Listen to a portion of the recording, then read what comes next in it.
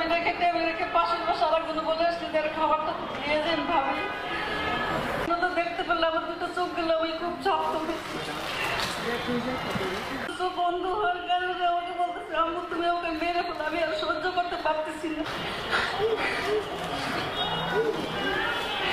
আমার জীবন থেকে এখন সরকারের কাছে, এই সরকারের কাছে আমার আবেদন যেন শেখ হাসিনার বিচার, আমার ছেলের বড় বড় হসপিটালে রেখে আসছে, আমি ইন্ডিয়া থাইল্যান্ড। খালারা যারা উপস্থিত আছেন তাদের সকলকে আন্তরিক ধন্যবাদ।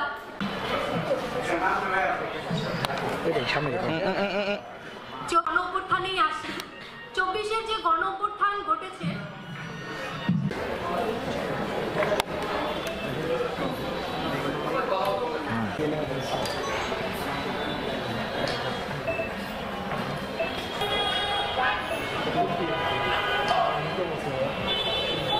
বুঝতে না পারলেও আমরা অনুভব করতে পারি যে আমাদের যে ভাই বোন আহত হয়েছে বা নিহত, অলরেডি আমার হচ্ছে হাত পা বুক কাঁপতেছে, কারণ এখানে তো ওইখানে মানে কোনো গাড়ি পাওয়া যাচ্ছিল না, অ্যাম্বুলেন্স বা কোনো কিছু পাওয়া যাচ্ছে, সমস্যা হতে পারে। তখন আমি বুঝতে পারিনি যে আসলে আমার কি হয়েছে বা কিভাবে। দুইটা ছেলের মধ্যে একজনের মানে হার্ট সিদ্ধ হয়ে যায়, তো আরেকজন সাথে সাথেই দাপট উপেক্ষা করে নারীরা রাজপথে ছিল, পুরুষের এছাড়াও মানে আমাদের বাসা থেকে পারিবারিকভাবে অনেক সময় এখন শহীদের রক্তকে বিধা দিতে শহীদদেরকে সম্মান জানানোর জন্য আমাদেরকে উন্নয়নমূলক কাজ করতে হবে। এই বলে এখান থেকে মানে পড়ে যাওয়ার পর যখন মানে আমার এতটুকু বুঝছি যে আমার সবগুলো দেখাচ্ছি আমেরিকাতে অ্যাপ্লাই করেছি যেন ওইটা যদি সরকার যদি আমাদের একটু সুবিধা করে দেয় যেন আমার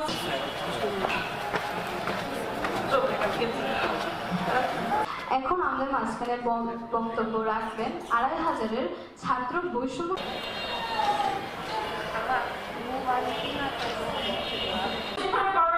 পরিস্থিতি ছিল না, তাও আমরা সর্বোচ্চ চেষ্টা করেছিলাম।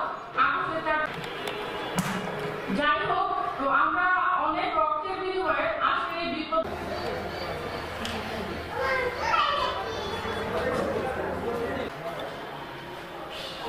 সবশেষে একটা কথাই বলবো যে আমরা আওয়ামী লীগের বিচার চাচ্ছি, এই কারণে আমরা শেখ হাসিনার বিচার চাচ্ছি।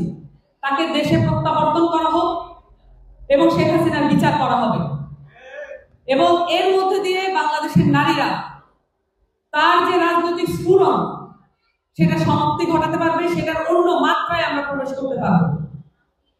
আমরা সে কারণে বিচারের কথা বলছি, আমরা সে কারণে সংস্কারের কথা বলছি। আমরা দেখতে পাচ্ছি এখনো উপদেষ্টা পরিষদে উল্লেখযোগ্য সংখ্যক নারী আমরা দেখতে পাচ্ছি না। যদি এমন হয় যে বিভিন্ন সেক্টরে নারীরা এখনো পিছিয়ে আছেন, তাহলে কি করলে নারীরা এখানে এগিয়ে আসতে পারবেন, সেই পদ্ধতি আমাদেরকে বের করতে হবে। আমরা সংস্কারের কথা বলছি এবং বিচার সংস্কার পার হওয়ার পরে আমরা গণপরিষদ নির্বাচনের কথা বলছি।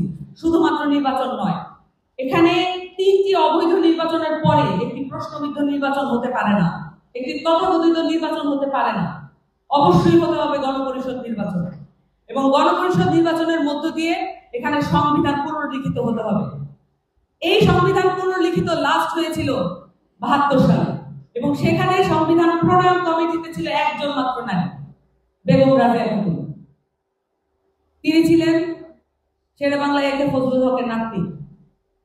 আমরা চাই পারিবারিক যে পরিচয় সেটার ঊর্ধ্বে উঠেও এখন গণপরিষদ যেটা সামনে আসবে, যেটা আমরা আদায় করে ছাড়বো, সেখানে উল্লেখযোগ্য সংখ্যক নারী প্রতিনিধি থাকবে। সেটার জন্য আমাদের কাজ করে যেতে হবে। সেই সাথে আমরা দেখতে পাচ্ছি ক্যাম্পাসে নতুন ধরনের ছাত্র রাজনীতির উদ্ভব ঘটেছে, এবং এই ছাত্র রাজনীতির মধ্য দিয়ে আমরা চাইব ক্যাম্পাসগুলোতে নারীরা যে প্রতিরোধ গড়ে তুলেছে, সেই সংগঠনগুলোতে সামনের নেতৃত্বে এবং সিদ্ধান্ত গ্রহণের জায়গায় নারীদের অংশগ্রহণ থাকবে। আপনারা প্রত্যেকের চাওয়াটা চাইতে থাকুন।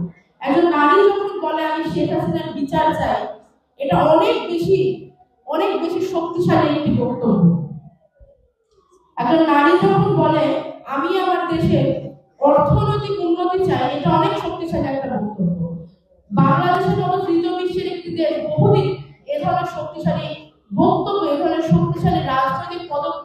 দেখেনি, যেমনটা জুলাইয়ের পর থেকে আপনারা দেখিয়েছেন। আপনারা এভাবেই সামনের দিনগুলোতেও নিজেদের মন্তব্য জানান।